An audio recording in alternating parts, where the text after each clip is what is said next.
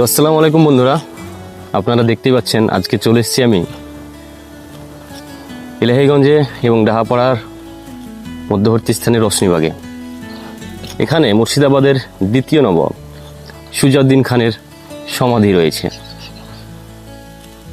তো আজকে সেই বিষয়ে কিছু ইতিহাস আমরা জেনে নেব। মুর্শিদাবাদে এত ইতিহাস আছে যে আমরা হয়তো এভাবে ভিডিও করে সম্পূর্ণ করতে পারবো না, প্রচুর। তার মধ্যে যত সাধ্য চেষ্টা এবং সময়ের ফাঁকে ফাঁকে আমি আপনাদেরকে মুর্শিদাবাদের ইতিহাস তুলে ধরার চেষ্টা করছি। আর হ্যাঁ, পরিচয় করে দিই, আমার বন্ধু দীপু। সে আমার সহকর্মী এবং খুব ভালো বন্ধু। আমরা একসময় নিউজ চ্যানেলে একসঙ্গে কাজ করতাম। একদম। তো তাকে ডেকে নিলাম যে দীপু ভাই, তোমার যেহেতু বাড়ির কাছেই, মানে এখান থেকে দীপুর বাড়ি সম্ভবত পায়ে হেঁটে মিনিট 2 রাস্তা, তো সে আমার থেকে বেশি জানে। আজকে না সেটা নয়, না অবশ্যই আমি চাইছি যে আজকের ইতিহাসটা দীপুই আমাদেরকে শোনাক। তো দেখা যাক কি বলছে।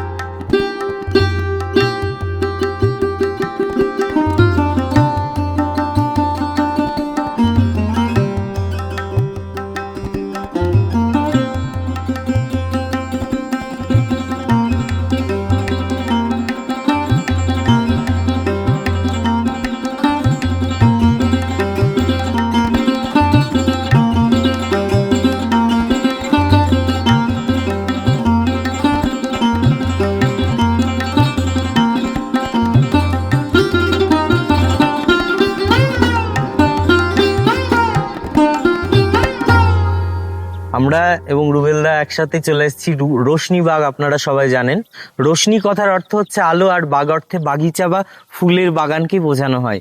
তো এটা ছিল ঠিক সেকেন্ড নবাব, অর্থাৎ প্রথম নবাব মুর্শিদ কুলিখার পরে দ্বিতীয় নবাব হয়েছিল নবাব সুজাউদ্দিন খান।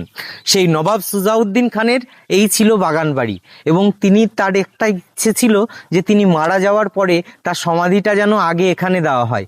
তাই কিন্তু তার যেহেতু আগেই তিনি মারা যাওয়ার আগেই তার যে প্রকাশিত কথা ছিল, তাই কিন্তু এই রোশনীবাগেই তার বাগান বাড়িতেই এখানে মাজার দেওয়া হয়। এখানে শোনা যায় সুফি আলোচনা, তিনি কিন্তু একজন সুফিবাদ লোক ছিল, অর্থাৎ গান বাজনা সাহিত্যকেও কিন্তু প্রায়োরিটি কিন্তু দিতেন।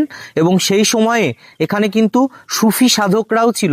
এখানে সেই সময় সুফি সাধক রয়েছে, মাজার রয়েছে, শাহ সুফি রহমতুল্লাহ আউলিয়া সেই সময়ে সুফি সাধক রয়েছে। এবং এখানে একটি মসজিদ রয়েছে, এই মসজিদটি নিজেই তিনি নির্মাণ করেছিলেন। সেই সময়ে এখানে যখন আসতেন উনি কিন্তু নামাজ পড়তেন।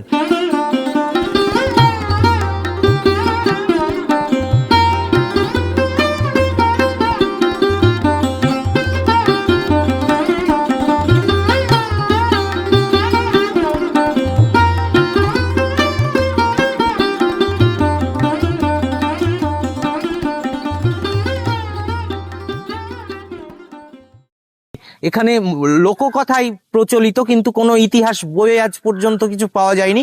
কিন্তু লোকমুখে অনেক পুরনো মানুষ যারা বলে গেছেন যে এটা ছিল সেই ভাস্কর পণ্ডিতের মন্দির সেই সময়কার। কিন্তু এটা নিয়ে অনেকের বিতর্কিত একটা মত রয়েছে ঐতিহাসিকদের মতে। কিন্তু এটা কথিত একটা কথা যে ভাস্কর পণ্ডিত যখন উনি আসতেন তখন ভাস্কর পণ্ডিত একটা তার সঙ্গে বন্ধুত্বপূর্ণ সম্পর্ক ছিল। কিন্তু এটা কোনো পুঁথিগত নথিগত কোনো এটা প্রমাণ কিন্তু নেই। এই নবাব নবাব সুজাউদ্দিনের যিনি ছেলে ছিলেন তার নাম ছিল সরফরাজ খান। সেই সরফরাজ খানকে 1741 খ্রিস্টাব্দে কিন্তু হত্যা করা হয়েছিল গিরিয়ার প্রান্তরে, যেটাকে গিরিয়ার যুদ্ধ বা ব্যাটেল অফ গিরিয়াও বলা হয়। এবং এই রোশনীবাগকে এত সুন্দর একটা জায়গা তিনি করে তুলেছিলেন, পাশে তৈরি করেছিলেন ফারহাবাগ। মুর্শিদাবাদের ইতিহাসে অলিতে গলিতে ইতিহাস, এখানে পাশের গঙ্গা ভাগীরথী বেয়ে চলে ইতিহাসের বুক বেয়ে। প্রায় 300 বছরের ইতিহাস বুকে নিয়ে এই সমাধিতে শায়িত আছেন নবাব সুজাউদ্দিন খাঁ। তিনি মুর্শিদ কুলি খাঁর কন্যা জয়নাবুন্নেসা বেগম ও আজমতুন্নেসা বেগমকে বিয়ে করেছিলেন। 30শে জুন 1727 সালে তার শ্বশুর মুর্শিদ কুলি খানের মৃত্যুর পর তিনি নবাব সিংহাসনে আরোহণ করেন।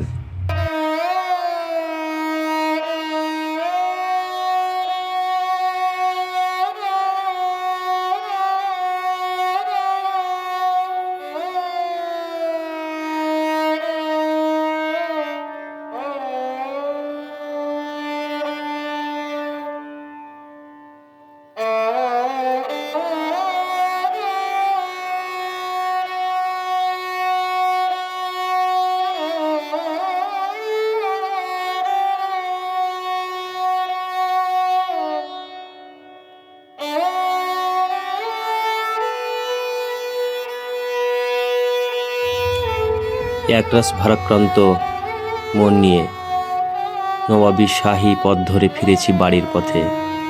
পাশেই ডাহাপাড়া ঘাটে মনে হলো দীপু ভাইয়ের কণ্ঠে একটু বাউল শুনে নেওয়া যাক।